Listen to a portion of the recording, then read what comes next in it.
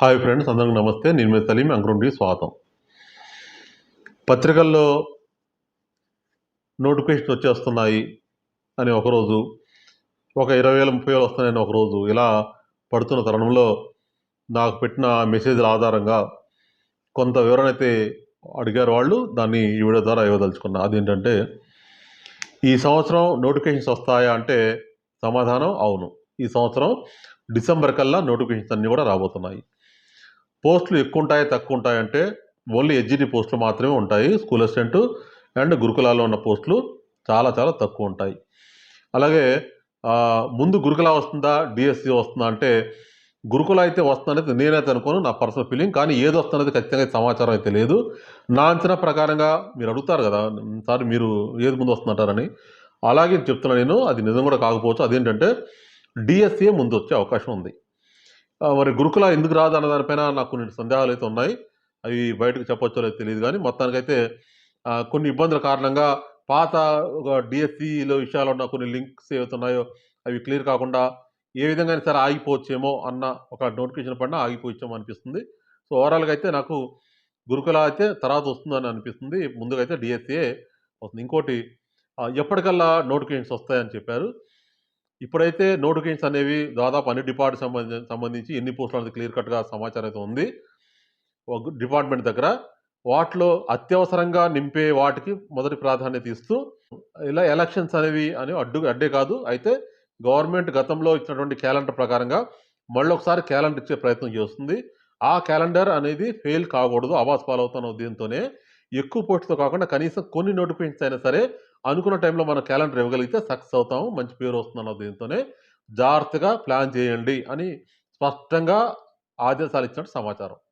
కాబట్టి ఈసారి అనుకున్న సమయానికి అనుకున్నట్టుగానే వాయిదా పడకుండా, పోయింది చూసారు ఎలా పడిందో గ్రూప్ 2 ఎక్కడ కూడా వాయిదా పడకుండానే ఇన్ టైంలో అయిపోతాయి.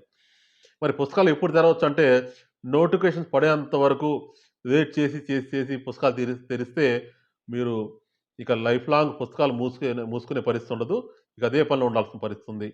ఎవరైతే 5 నెలల కాలంలో 5 నెలల కాలం అనుకోండి పోని, 5 నెలల కాలంలో మీరు పరీక్షలు రాస్తారు. అది డిఎస్సి కావచ్చు, గురుకుల కావచ్చు. ముందు డిఎస్సి పడితే డిఎస్సి ఎగ్జామ్ అయిపోతుంది. సో ఏదైనా సరే అక్టోబర్ కల్లా, సెప్టెంబర్ చివరి కల్లా ఒకవేళ ఎలక్షన్స్ వచ్చి అటు ఇటుగా జరిగినా కానీ ఎట్టి పరిస్థితుల్లో అక్టోబర్ కల్లా మీ ఎగ్జామ్స్ పూర్తయిపోతాయి. అలాగే గురుకుల వచ్చినప్పుడు కూడా గురుకుల నోటిఫికేషన్ పడినా కానీ డిసెంబర్ దాటైతే ఉండదు అనేది గట్టి ఫీలింగ్ నాకు. ఒకవేళ ఇన్ కేస్ జరిగినా జనవరిలో అయితే ఎగ్జామ్స్కి అవకాశం లేదు. ఎట్టి పరిస్థితుల్లో డిసెంబర్ లోపే ఆ ఎగ్జామ్స్ కూడా అయిపోయే అవకాశం ఉంది. ఇకపోతే కొంతమంది ఉద్యోగానికి వెళ్ళొచ్చా, పార్ట్ టైం జాబ్ చేసుకుంటూ చదవచ్చా అంటే, ఎవరైతే ఎస్జిటీలు ఉన్నారో వాళ్ళని మాత్రం నేను ఈసారి ఉద్యోగం చేయకుండానే బాగా ప్రిపేర్ అవ్వని చెప్తాను నేను.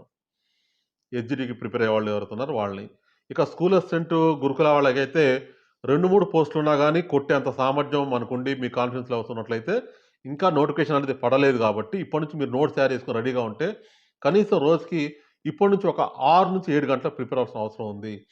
అలా కాకుండా మీరు పూర్తిగా ఉదయం నుంచి సాయంత్రం వరకు జాబ్ చేసుకుంటూ రాస్తే మళ్ళీ ఒక 5 మార్కుల దూరంలోనో 6 మార్కుల దూరంలో ఆగిపోతుంది. ఈ సీజన్ పోతుంది. ఒకటే గుర్తుపెట్టుకుని అందరూ కూడా, ఇప్పుడు కానీ సీజన్ పోయిందంటే మాత్రం మళ్ళీ 3 ఇయర్స్ వరకు సీజన్ లేదు. 2027 చివరాంతానికి ఒక నోటిఫికేషన్ అనేది వచ్చే అవకాశం ఉంది. 2028లో ఇక జాబ్స్ సంబంధించిన ఎగ్జామ్స్ జరిగే అవకాశం ఉంది. అప్పటి వరకు ఎటువంటి నోటిఫికేషన్స్ పడే అవకాశం ఉండదు. కాబట్టి మీరు దయచేసి ఒక మంచి సీజన్ అయితే రాబోతుంది. పత్రికల్లో అయితే 20,000 30,000 అని చెప్పారు కానీ ఈ తతంగం అంతా కూడా క్యాలెండర్ ఇయర్లో ఒకదాని తర్వాత ఒకటి లైన్గా పేర్చుకుంటూ వస్తారు. కాబట్టి ఇది 50,000 పైన ఒక నోటిఫికేషన్ యొక్క జాతర అనేది రాబోతున్నది నాకున్న సమాచారం. మిత్రులారా, మీరు తీసుకునే ఒక చిన్న నిర్ణయం వల్ల ఈ సీజన్ అంతా కోల్పోయే అవకాశం లేకుండా మీరు అవసరమైతే కొంతలో కొంత సాక్రిఫైస్ చేయండి. గురుకులాల్లో జేల్స్ పడినా, ఇంకా పీజీటీలు పడినా, టీజీటీలు పడినా కానీ మీరు కొట్టేంత సమయాన్ని మీరు తీయగలిగితే ఉన్న జాబ్లో ఏదైతే రిజర్వేషన్ పరంగా కానీ, ముఖ్యంగా ఆడవాళ్ళు హారిజాంటల్ వచ్చిన తర్వాత 1, 2 ఉంటే మీకు వచ్చే అవకాశం చాలా తక్కువ ఉంటుంది. కాబట్టి అయినప్పుడు కూడా ఫస్ట్ ర్యాంక్ మీరు కొట్టినట్టు, అది ఫస్ట్ సెకండ్ ర్యాంకులు మీకు వచ్చినట్లయితే ఖచ్చితంగా ఒకటే మీకు ఇస్తారు. కాబట్టి అలా మీరు ప్లాన్ చేసుకోండి. ఫైనల్ డెసిషన్ అనేది నేను చెప్పా కాబట్టి జాబ్ మానేయటం, నేను చేయమన్నా కాబట్టి జాబ్ చేయడం అట్లా చేయకండి. ఆత్మవిమర్శ చేసుకోండి. వయసు అయిపోతుంది, మళ్ళీ మళ్ళీ మనం అవకాశం వదిలిపెట్టుకుంటే ముఖ్యంగా ఎస్జీలు అయితే జాబ్ చేశారో ఇంక అంతకన్నా దారుణమైన నిర్ణయం మరొకటి ఉండదు. అలాగే గురుకులాల్లో కూడా టీజీటీకి మాత్రమే ప్రిపేర్ అవ్వాలనుకున్న వాళ్ళు కొంతలో కొంత ప్రాక్టీస్ చేసుకోవచ్చు. అలాగే ఏది కాదు గవర్నమెంట్ జాబే కొట్టాలనుకుంటే జ గ్రామ పంచాయతీ ఆఫీసర్స్ కూడా రాబోతుంది. అది కూడా కొంతలో కొంత మంచి జాబే అని చెప్తా కాబట్టి హై సాలరీ అయితే ఉండదు గానీ, ఇక జాబే కావాల్సింది, కావాలి నాకు అవసరం లేదు ఈ 10,000, 20,000 ఉద్యోగాలు అవసరం లేదనుకున్న వాళ్ళు దానికోసం కూడా మీరు కూర్చోవచ్చు. మిత్రులారా, ఇది నోటిఫికేషన్స్ పైన నేననుకున్న విషయం. ఇంకొంత స్పష్టతతో చెప్పాల్సిన పరిస్థితి ఉంది గానీ, ఇంకా కొంత సమాచారం సేకరించాల్సి ఉంది. రాబోయే రోజుల్లో ఖచ్చితంగా ఆ సమాచారం కూడా సేకరిస్తా నేను. సేకరించి అప్ టు డేట్, చాలా వరకు అక్యురేట్‌గా చెప్పే ప్రయత్నం చేస్తాను. మరొక మంచి అంశంతో మళ్ళీ కలుస్తాను. అప్పటి వరకు సెలవు. నమస్తే.